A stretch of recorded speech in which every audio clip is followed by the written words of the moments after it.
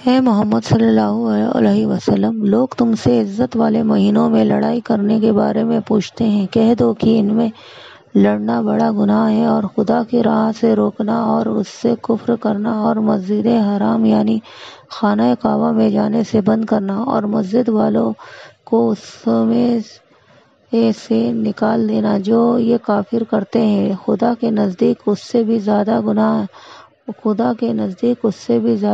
ہے، اور فتنہ پھیلانا خون بہانے سے بھی بڑھ کر ہے۔ اور یہ لوگ ہمیشہ تم سے لڑتے رہیں گے، یہاں تک کہ اگر طاقت رکھیں تو تم کو تمہارے دین سے پھیر دیں، اور جو کوئی تم میں سے اپنے دین سے پھر کر کافر ہو جائے گا اور کافر ہی مرے گا تو ایسے لوگوں کے اعمال دنیا اور آخرت دونوں میں برباد ہو جائیں گے، اور یہی لوگ دوزخ میں جانے والے ہیں جن میں ہمیشہ رہیں گے۔ جو لوگ ایمان لائے اور خدا کے لیے وطن چھوڑ گئے اور کافروں سے جنگ کرتے رہے، وہی خدا کی رحمت کے امیدوار ہیں، اور خدا بخشنے والا اور رحمت کرنے والا ہے۔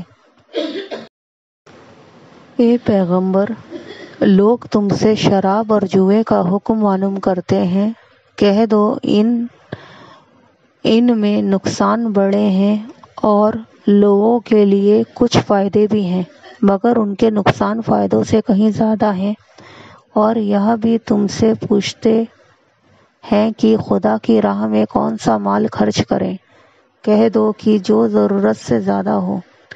اس طرح خدا تمہارے لیے اپنے حکموں کو کھول کھول کر بیان فرماتا ہے تاکہ تم سوچو،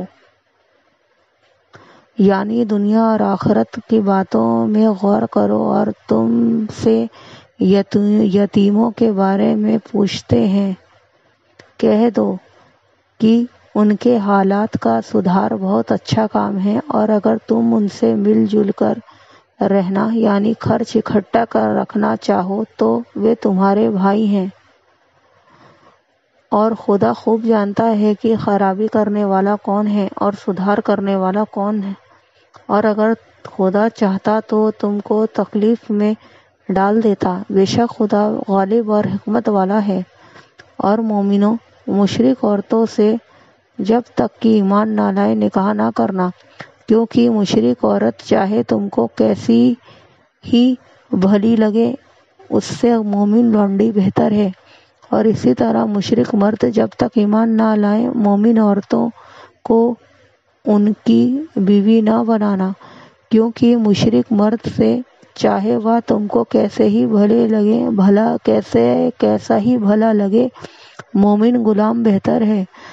یہ مشرک لوگوں کو دوزخ کی طرف بلاتے ہیں، اور خدا اپنی مہربانی سے بہشت اور بخشش کی طرف بلاتا ہے، اور اپنے حکم لوگوں سے کھول کھول کر بیان کرتا ہے تاکہ نصیحت حاصل کریں۔